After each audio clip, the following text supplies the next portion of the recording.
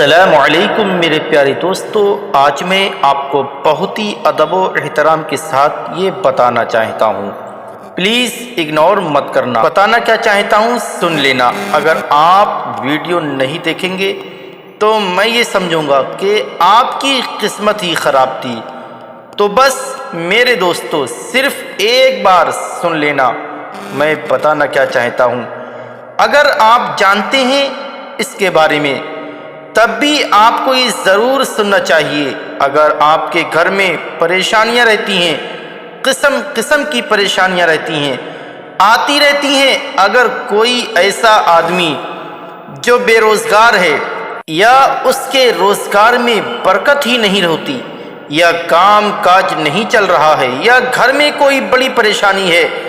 اگر آپ پڑھنا نہیں جانتے ہیں تو کوئی بات نہیں ہے، تو آپ صرف اس سورہ کو سن لیں۔ اگر آپ کے گھر میں برکت نہیں ہو رہی ہے یا آپ کے دکان کاروبار میں برکت نہیں ہو رہی ہے، آپ ایک بار اس کو ضرور سن لیں۔ جہاں سارے راستے بند ہو جاتے ہیں وہاں پر اللہ تبارک و تعالیٰ کا راستہ کھل جاتا ہے۔ انشاءاللہ آپ کو چاہیے، آپ کے گھر میں کیسی بھی پریشانی ہو، جادو ٹوٹکا والی پریشانی، آسری خلل، جن جنات، بھوت پلیت جیسا کیسا بھی معاملہ ہے، آپ اپنے ہاتھ میں اپنے گھر میں تسبیح لیجئے اور 5 مرتبہ یا 7 مرتبہ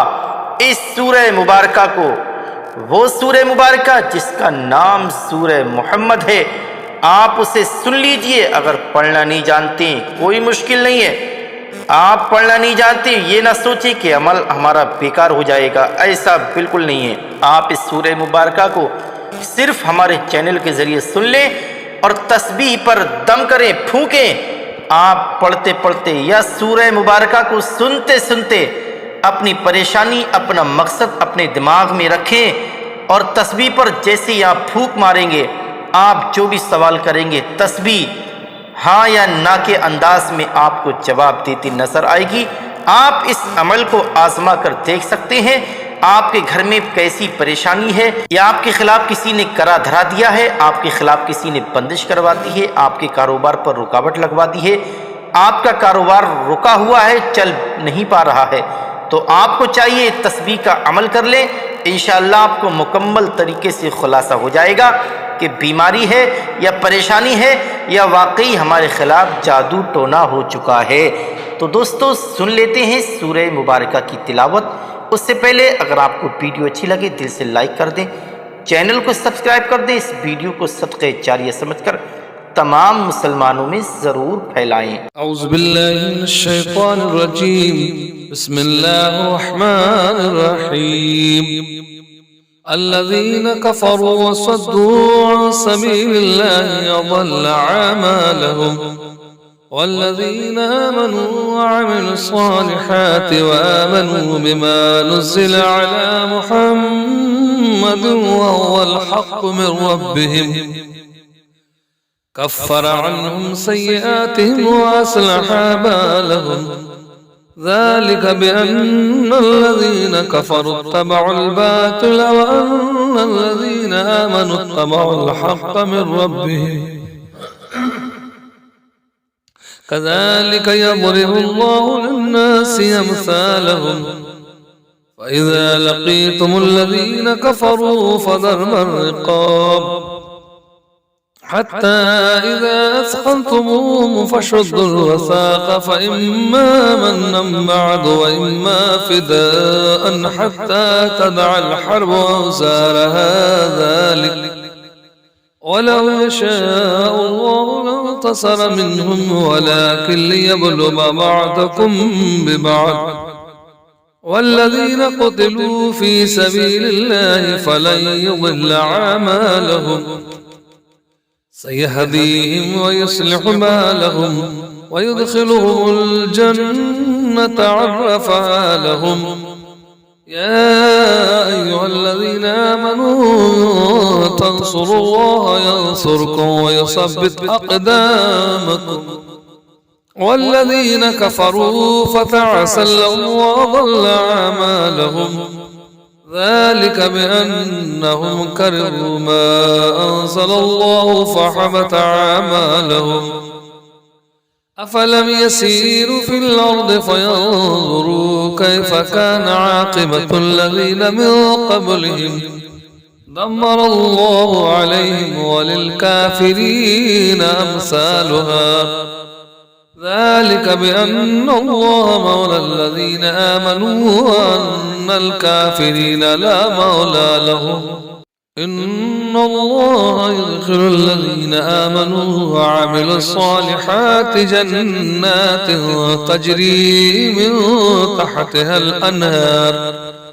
والذين كفروا يتمتعون ويأكلون كما تأكل الأنعام والنار مثوى لهم.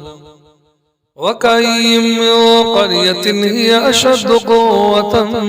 من قريتك التي أخرجتك أهلكناهم فلا ناصر لهم. أفمن كان على بينة من ربه كمن زين له سوء عمله واتبعوا آباءهم. مثل الجنة التي وعد المتقون فيها أنهار من ماء غير آسن وأنهار من لبن لم يتغير طعمه وأنهار من خمر لذة للشاربين وأنهار من عسل مصفى ولهم فيها من كل الثمرات ومغفرة من ربهم كمن هو خالد في النار وسقوا ماء حميما فقطع معهم. ومنهم من يستمع إليك حتى إذا خرجوا من عندك قالوا الذين أوتوا العلم ماذا قال آنفا أولئك الذين طبع الله على قلوبهم واتبعوا أهواءهم والذين اهتدوا زادهم هدى وآتهم تقواهم فهل ينظرون إلا الساعة تأتيهم بغتة فقد جاء أشراطها فأن لهم إذا جاءتهم ذكراهم فاعلم أنه لا إله إلا الله واستغفر لذنبك وللمؤمنين والمؤمنات والله يعلم متقلبكم ومثواكم. ويقول الذين آمنوا لولا نزلت سورة فإذا أنزلت سورة محكمة وذكر فيها القتال رأيت الذين في قلوبهم مرض ينظرون إليك نظر المغشي عليه من الموت فأولى لهم طاعة وقول معروف فإذا عزم الأمر فلو صدقوا الله لكان خيرا لهم. فهل عسيتم إن توليتم أن تفسدوا في الأرض وتقطعوا أرحامكم أولئك الذين لعنهم الله فأصمهم وأعمى أبصارهم أفلا يتدبرون القرآن أم على قلوب أقفالها إن الذين ارتدوا على أدبارهم من بعد ما تبين لهم الهدى الشيطان سول لهم وأملى لهم ذلك بأنهم قالوا للذين كرهوا ما نزل الله سنطيعكم في بعض الأمر والله يعلم إسرارهم فكيف إذا توفتهم الملائكة يضربون وجوههم وأدبارهم ذلك بأنهم اتبعوا ما أسخط الله وكرهوا رضوانه فحبط أعمالهم أم حسب الذين في قلوبهم مرض أن لن يخرج الله أضغانهم ولو نشاء لأريناكهم فلعرفتهم بسيماهم ولتعرفنهم في لحن القول والله يعلم أعمالكم ولنبلونكم حتى نعلم المجاهدين منكم والصابرين ونبلو أخباركم إن الذين كفروا وصدوا عن سبيل الله وشاقوا الرسول من بعد ما تبين لهم الهدى لن يضروا الله شيئا وسيحبط أعمالهم يا أيها الذين آمنوا أطيعوا الله وأطيعوا الرسول ولا تبطلوا أعمالكم إن الذين كفروا وصدوا عن سبيل الله ثم ماتوا وهم كفار فلن يغفر الله لهم فلا تهنوا وتدعوا إلى السلم وأنتم العالون والله معكم ولن يتركم أعمالكم إنما الحياة الدنيا لعب ولهب وإن تؤمنوا وتتقوا يؤتكم أجوركم ولا يسألكم أموالكم إن يسألكموها فيحفكم تبخلوا ويخرج أضغانكم ها أنتم هؤلاء تدعون لتنفقوا في سبيل الله فمنكم من يبخل ومن يبخل فإنما يبخل عن نفسه والله الغني وأنتم الفقراء وإن تتولوا يستبدل قوما غيركم ثم لا يكونوا أمثالكم صدق الله العظيم بسم الله الرحمن الرحيم الذين كفروا وصدوا عن سبيل الله أضل أعمالهم والذين آمنوا وعملوا الصالحات وآمنوا بما نزل على محمد وهو الحق من ربهم كفر عنهم سيئاتهم وأصلح بالهم ذلك بأن الذين كفروا اتبعوا الباطل وأن الذين آمنوا اتبعوا الحق من ربهم كذلك يضرب الله للناس أمثالهم فإذا لقيتم الذين كفروا فضرب الرقاب حتى إذا أثخنتموهم فشدوا الوثاق فإما منا بعد وإما فداء حتى تدع الحرب أوزارها ذلك ولو يشاء الله لانتصر منهم ولكن ليبلو بعضكم ببعض والذين قتلوا في سبيل الله فلن يضل أعمالهم سيهديهم ويصلح بالهم ويدخلهم الجنة عرفها لهم يا أيها الذين آمنوا تنصروا الله ينصركم ويثبت أقدامكم والذين كفروا فتعسا لهم وضل أعمالهم ذلك بأنهم كرهوا ما أنزل الله فحبط أعمالهم أفلم يسيروا في الأرض فينظروا كيف كان عاقبة الذين من قبلهم دمر الله عليهم وللكافرين أمثالها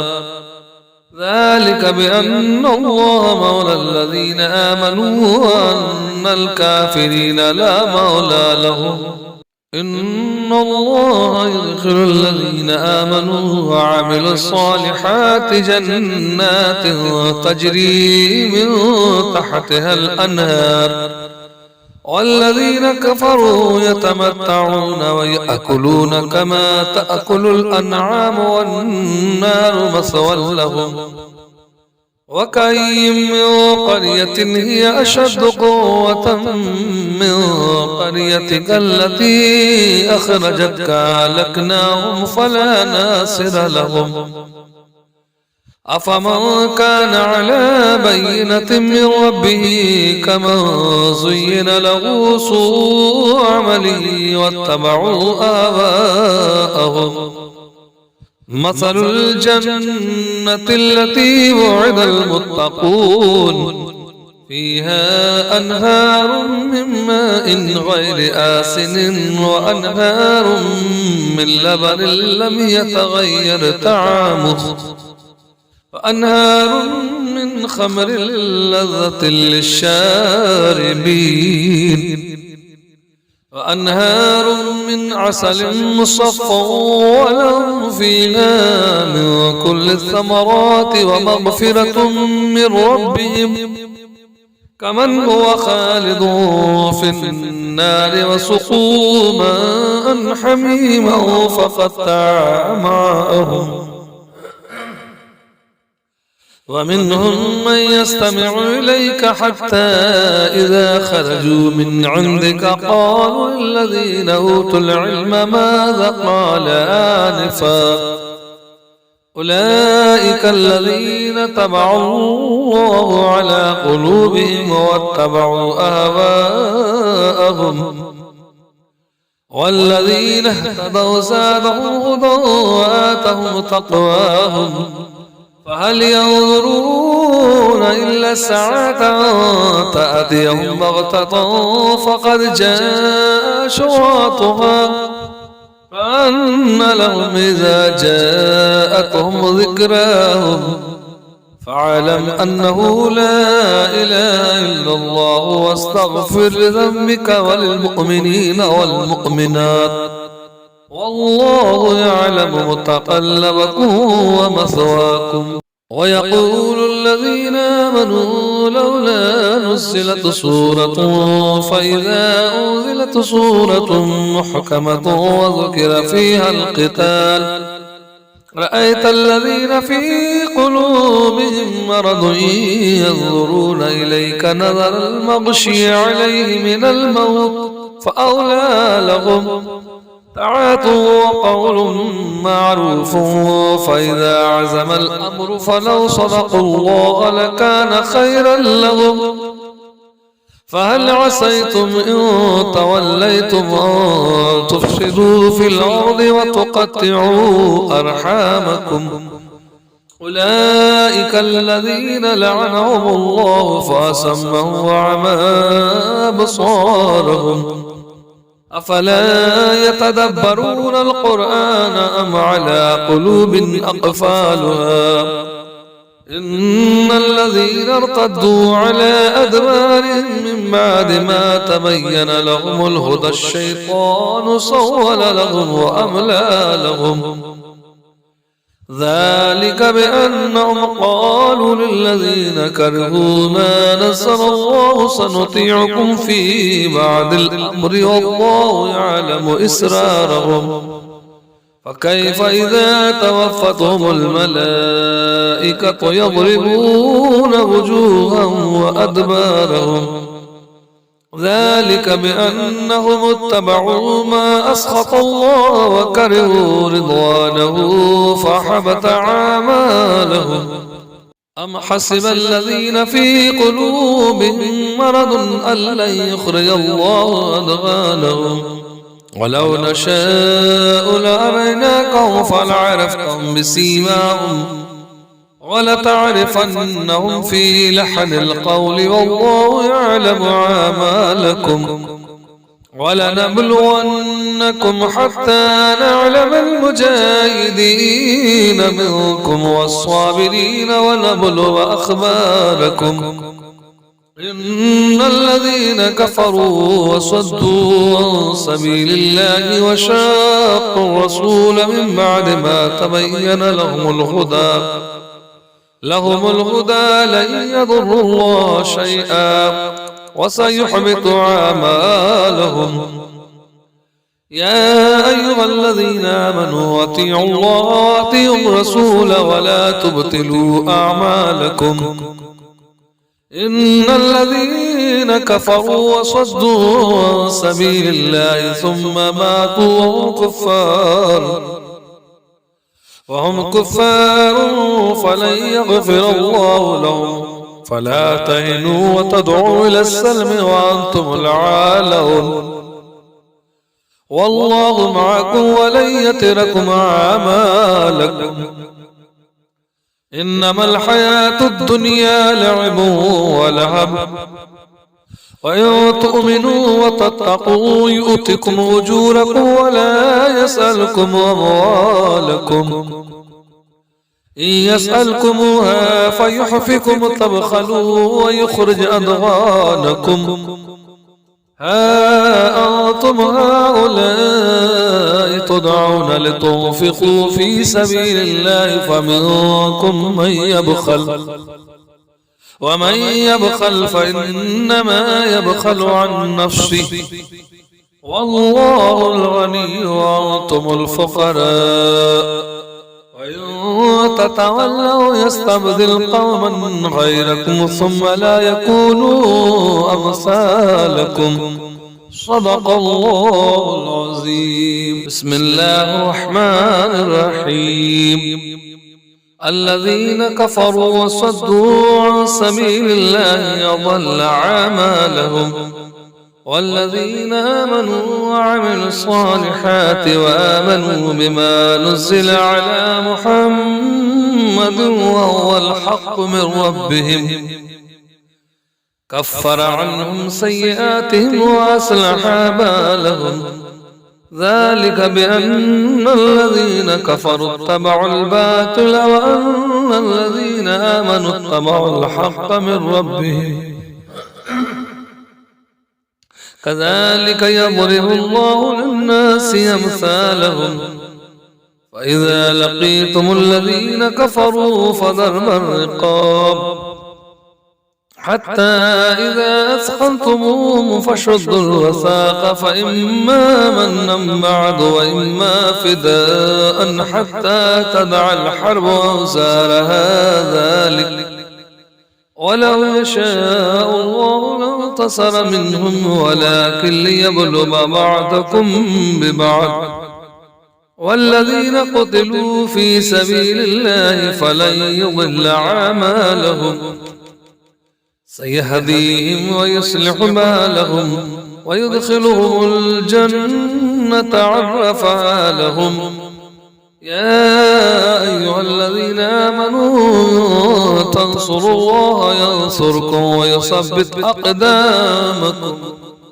والذين كفروا فتعسا لهم وأضل أعمالهم. ذلك بأنهم كرهوا ما أنزل الله فحبط أعمالهم. أفلم يسيروا في الأرض فينظروا كيف كان عاقبة الذين من قبلهم دمر الله عليهم وللكافرين أمثالها.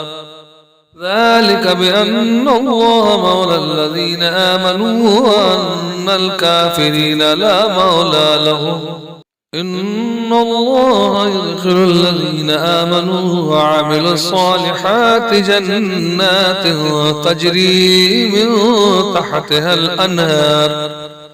والذين كفروا يتمتعون ويأكلون كما تأكل الأنعام والنار مثوى لهم. وكأي من قرية هي أشد قوة من قريتك التي أخرجتك أهلكناهم فلا ناصر لهم. أفمن كان على بينة من ربه كمن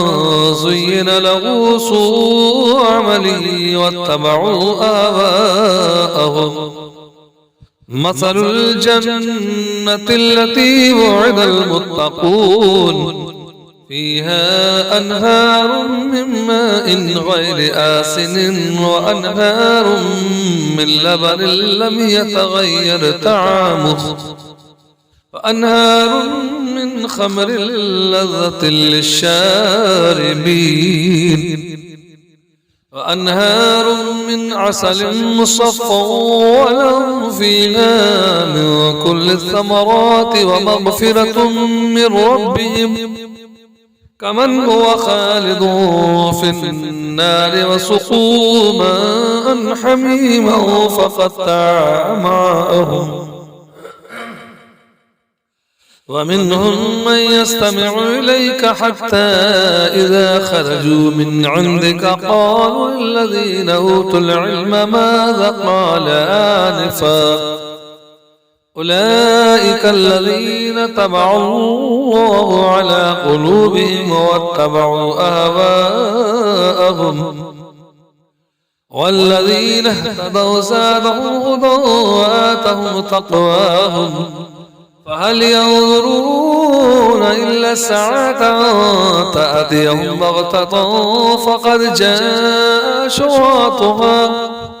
فأن لهم إذا جاءتهم ذكراهم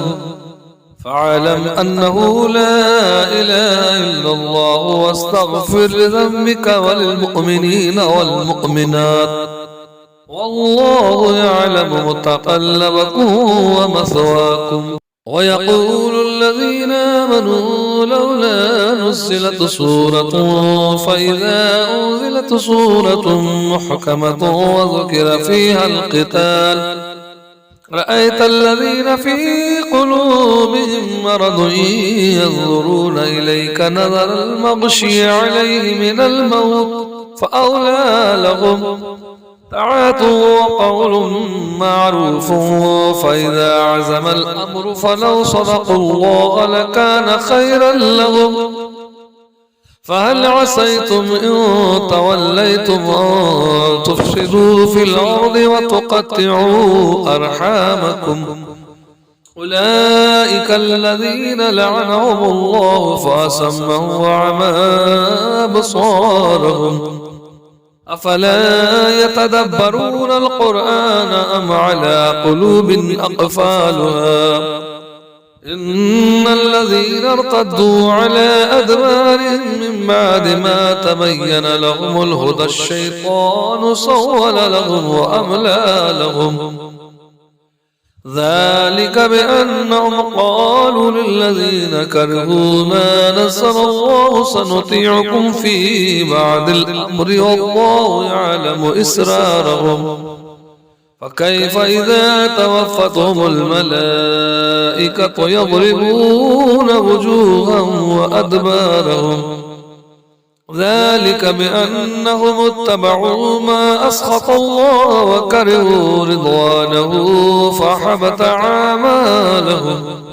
أم حسب الذين في قلوبهم مرض أن لن يخرج الله أدغانهم ولو نشاء لأريناكهم فلعرفتهم بسيماهم ولتعرفنهم في لحن القول والله يعلم أعمالكم ولنبلونكم حتى نعلم المجاهدين منكم والصابرين ونبلو أخباركم إن الذين كفروا وصدوا عن سبيل الله وشاقوا الرسول من بعد ما تبين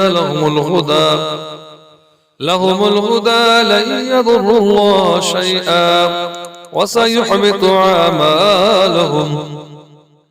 يا أيها الذين آمنوا أطيعوا الله وأطيعوا الرسول ولا تبطلوا أعمالكم إن الذين كفروا وصدوا عن سبيل الله ثم ماتوا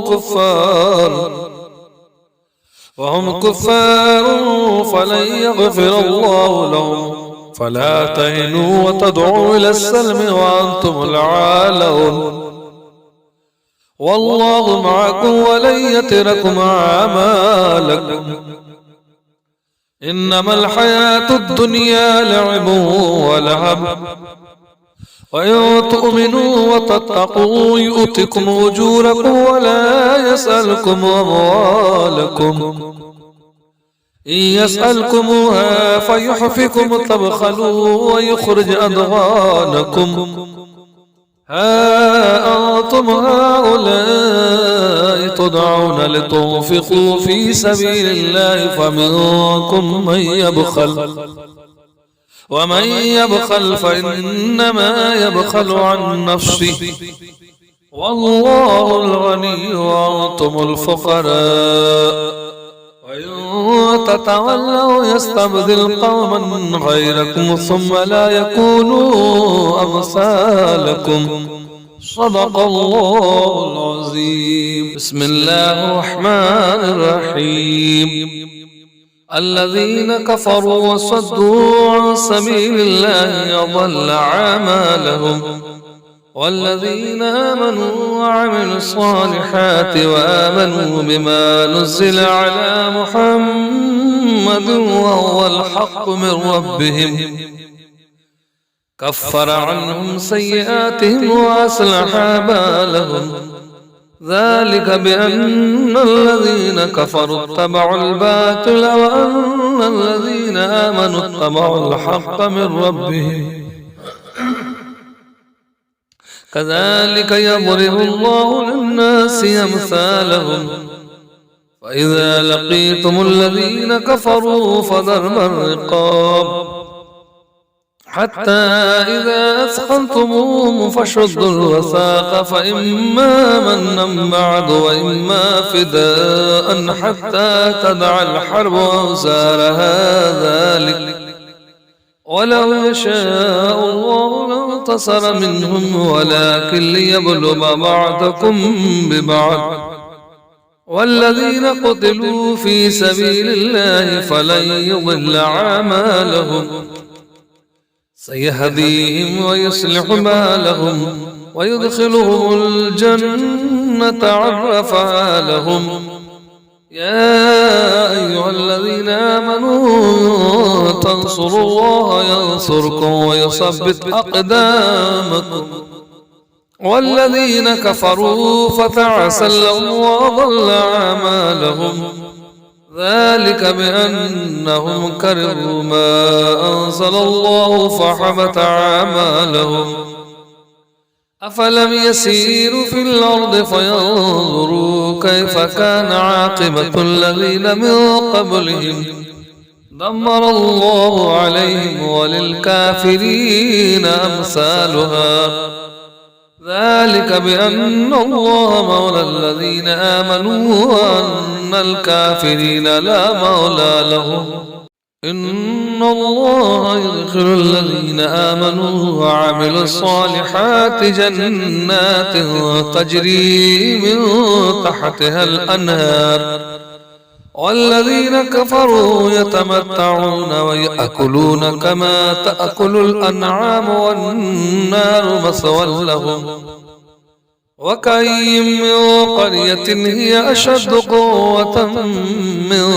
قريتك التي أخرجتك أهلكناهم فلا ناصر لهم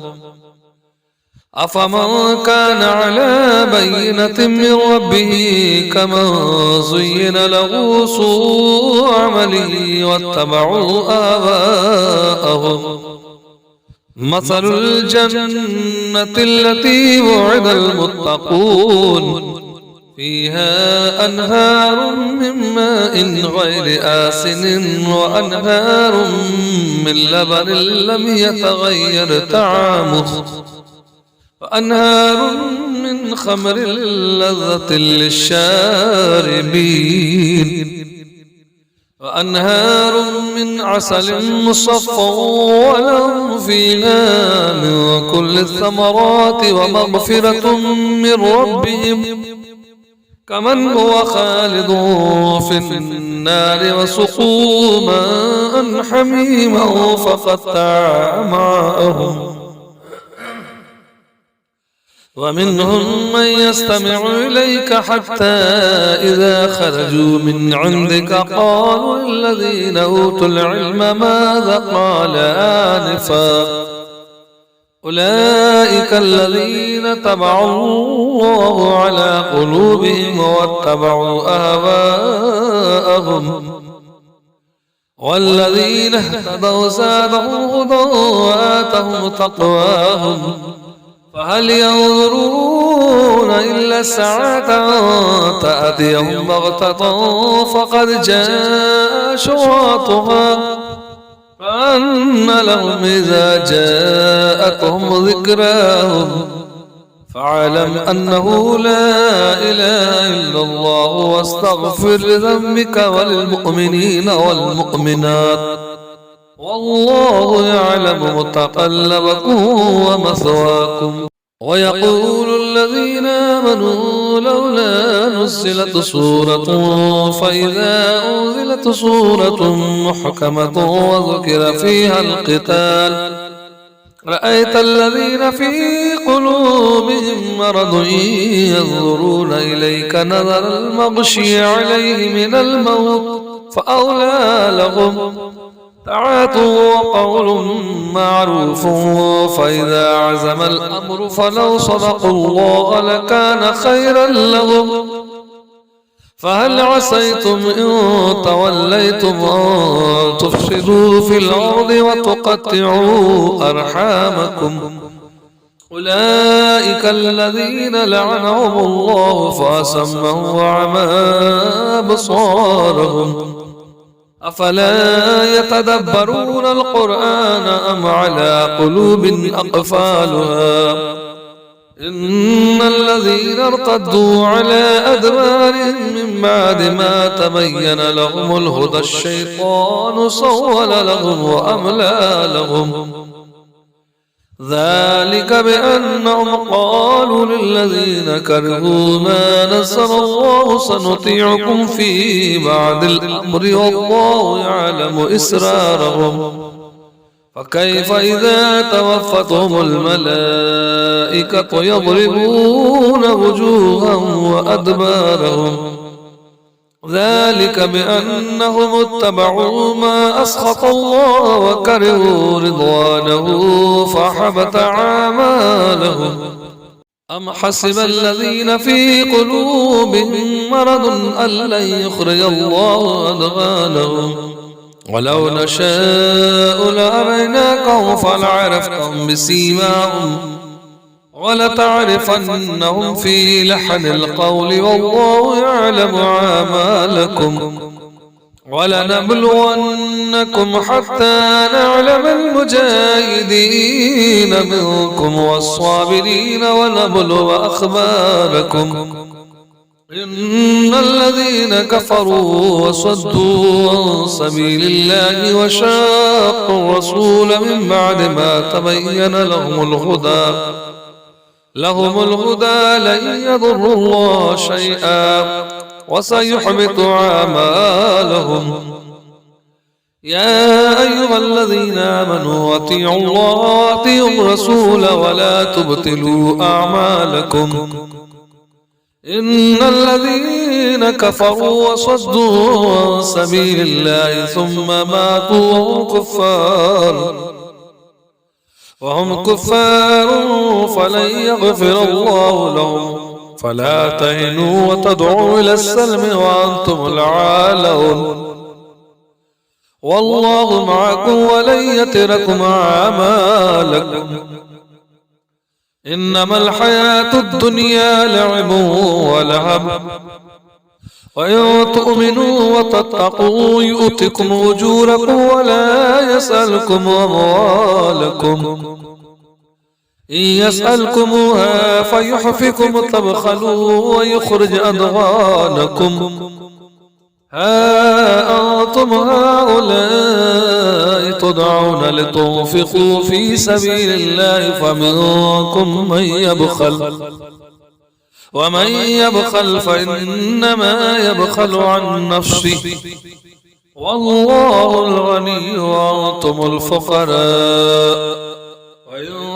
تتولوا يستبدل قوما غيركم ثم لا يكونوا أمثالكم. صدق الله العظيم. بسم الله الرحمن الرحيم. الذين كفروا وصدوا عن سبيل الله أضل أعمالهم، والذين آمنوا وعملوا الصالحات وآمنوا بما نزل على محمد وهو الحق من ربهم كفر عنهم سيئاتهم وأصلح بالهم. ذلك بأن الذين كفروا اتبعوا الباطل وأن الذين آمنوا اتبعوا الحق من ربهم. كذلك يضرب الله للناس أمثالهم. فإذا لقيتم الذين كفروا فضرب الرقاب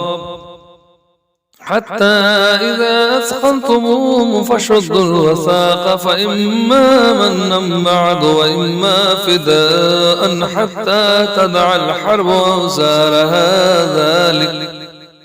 ولو يشاء الله لانتصر منهم ولكن ليبلو بعضكم ببعض. والذين قتلوا في سبيل الله فلن يضل أعمالهم سيهديهم ويصلح بالهم ويدخلهم الجنة عرفها لهم. يا أيها الذين آمنوا تنصروا الله ينصركم ويثبت أقدامكم. والذين كفروا فتعسا لهم وضل أعمالهم. ذلك بأنهم كرهوا ما أنزل الله فحبط أعمالهم. أفلم يسيروا في الأرض فينظروا كيف كان عاقبة الذين من قبلهم دمر الله عليهم وللكافرين أمثالها. ذلك بأن الله مولى الذين آمنوا وأن الكافرين لا مولى لهم. إن الله يدخل الذين آمنوا وعملوا الصالحات جنات تجري من تحتها الأنهار. والذين كفروا يتمتعون ويأكلون كما تأكل الأنعام والنار مثوى لهم. وكأي من قرية هي أشد قوة من قريتك التي أخرجتك أهلكناهم فلا ناصر لهم. أفمن كان على بينة من ربه كمن زين له سوء عمله واتبعوا آباءهم. مثل الجنة التي وعد المتقون فيها أنهار من ماء غير آسن وأنهار من لبن لم يتغير طعمه وأنهار من خمر لذة للشاربين وأنهار من عسل مصفى ولهم فيها من كل الثمرات ومغفرة من ربهم كمن هو خالد في النار وسقوا ماء حميما فقطع أمعاءهم. ومنهم من يستمع إليك حتى إذا خرجوا من عندك قالوا الذين أوتوا العلم ماذا قال آنفا أولئك الذين طبع الله على قلوبهم واتبعوا أهواءهم. والذين اهتدوا زادهم هدى وآتهم تقواهم. فهل ينظرون إلا الساعة تأتيهم بغتة فقد جاء أشراطها فأن لهم إذا جاءتهم ذكراهم فاعلم أنه لا إله إلا الله واستغفر لذنبك وللمؤمنين والمؤمنات والله يعلم متقلبكم ومثواكم. ويقول الذين آمنوا لولا نزلت سورة فإذا أنزلت سورة محكمة وذكر فيها القتال رأيت الذين في قلوبهم مرض ينظرون إليك نظر المغشي عليه من الموت فأولى لهم طاعة وقول معروف. فإذا عزم الأمر فلو صدقوا الله لكان خيرا لهم. فهل عسيتم إن توليتم أن تفسدوا في الأرض وتقطعوا أرحامكم أولئك الذين لعنهم الله فأصمهم وأعمى أبصارهم أفلا يتدبرون القرآن أم على قلوب أقفالها إن الذين ارتدوا على أدبارهم من بعد ما تبين لهم الهدى الشيطان سول لهم وأملى لهم ذلك بأنهم قالوا للذين كرهوا ما نزل الله سنطيعكم في بعض الأمر والله يعلم إسرارهم. فكيف إذا توفتهم الملائكة يضربون وجوههم وأدبارهم ذلك بأنهم اتبعوا ما أسخط الله وكرهوا رضوانه فحبط أعمالهم. أم حسب الذين في قلوبهم مرض أن لن يخرج الله أضغانهم ولو نشاء لأريناكهم فلعرفتهم بسيماهم ولتعرفنهم في لحن القول والله يعلم أعمالكم ولنبلونكم حتى نعلم المجاهدين منكم والصابرين ونبلو أخباركم. إن الذين كفروا وصدوا عن سبيل الله وشاقوا الرسول من بعد ما تبين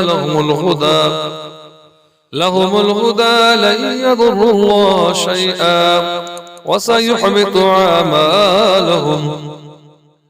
يا أيها الذين آمنوا أطيعوا الله وأطيعوا الرسول ولا تبطلوا أعمالكم.